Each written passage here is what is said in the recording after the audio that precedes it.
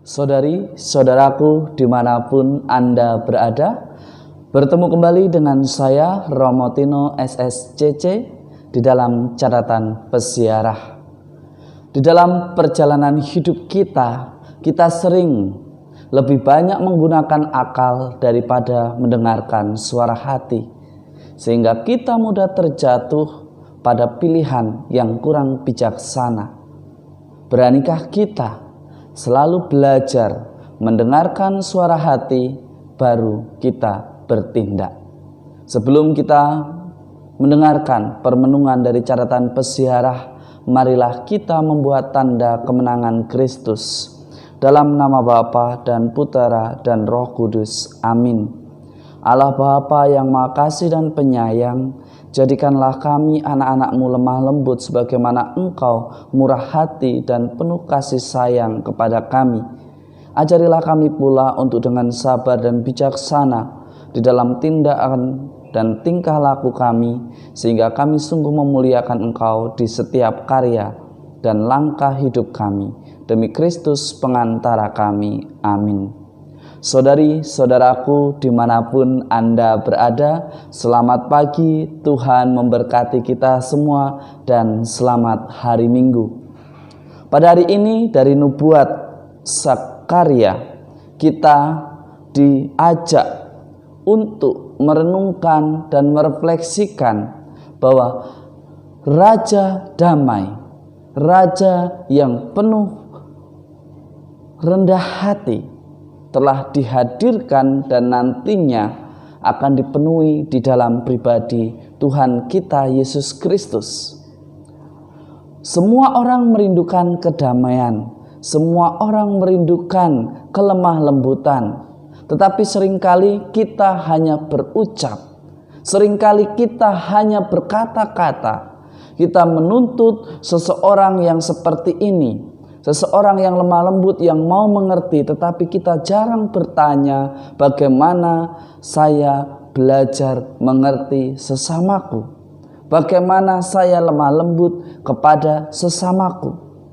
Saudari-saudaraku yang terkasih, di dalam surat Rasul Paulus kepada jemaat di Roma, memberikan jawabannya. Jika kita ingin memahami, jika kita ingin belajar lemah lembut, biarkanlah Roh Tuhan, Roh Kudus itu menguasai hati kita dan membentuk serta memproses diri kita agar kita hidup di dalam Roh. Dan ketika kita hidup di dalam Roh, kita akan dimampukan untuk hidup di dalam kelemah lembutan, di dalam kesabaran, di dalam kebijaksanaan. Bukan di dalam nafsu, pemuasan untuk aktualisasi diri, untuk menjadi sombong, menjadi angkuh, menjadi orang yang paling hebat. Saudari-saudaraku yang terkasih dalam Yesus Kristus, kalau kita mengaku sebagai murid Kristus, kita harus hidup menurut Roh. Artinya Roh Kudus harus dibiarkan membimbing kita dalam kepasrahan kepada Allah, tetapi bukan roh-roh yang lain. Mari kita belajar memilah mana yang merupakan suara hati, mana yang merupakan hanya sekedar keinginan kita semata.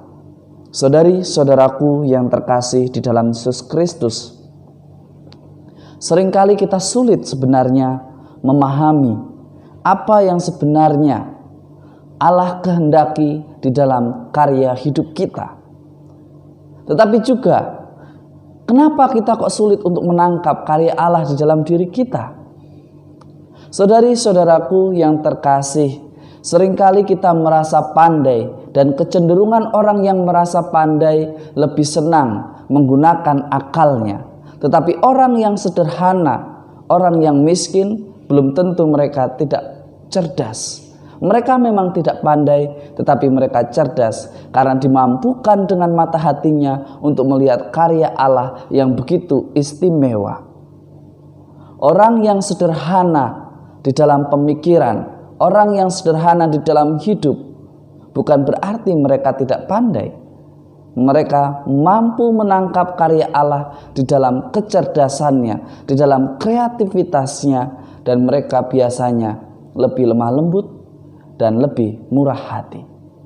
Karena mereka biasa untuk berserah diri kepada Tuhan. Ini menjadi ajakan bagi kita, Anda dan saya untuk belajar berserah diri kepada Tuhan. Sebagaimana dikatakan di dalam Injil hari ini. Dalam Injil Matius jelas dikatakan oleh Yesus, "Marilah kepadaku, kamu semua yang letih lesu dan berbeban berat. Aku akan memberikan kelegaan kepadamu. Sebab aku ini lemah lembut dan rendah hati, maka hatimu akan mendapat ketenangan. Sebab enaklah kuk yang kupasang dan ringanlah bebanku."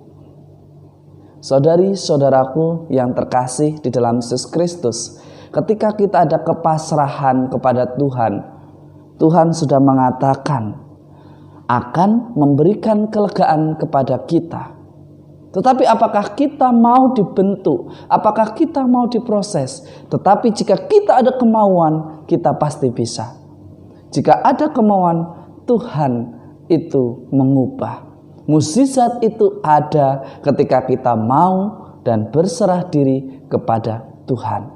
Jika ingin mukjizat itu terjadi dalam hidup kita, dengarkanlah suara hati kita, bertindaklah bijaksana dan rendah hati, dan jangan menyombongkan diri kita. Semoga Tuhan memberkati kita semua dalam nama Bapa dan Putera dan Roh Kudus. Amin.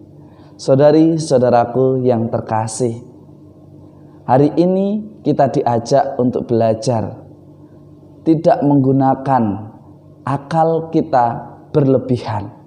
Kita belajar untuk menjadi cerdas dan belajar mendengarkan suara hati. Siapa yang bertindak dari suara hati yang jelas, dari cinta yang tulus, dan dengan kemauan yang tanpa pamrih, mukjizat ada di dalam hidup kita. Selamat hari Minggu. Tuhan memberkati, dan jangan takut untuk bertindak murah hati dan lemah lembut, karena Tuhan menjaga kita. Amin.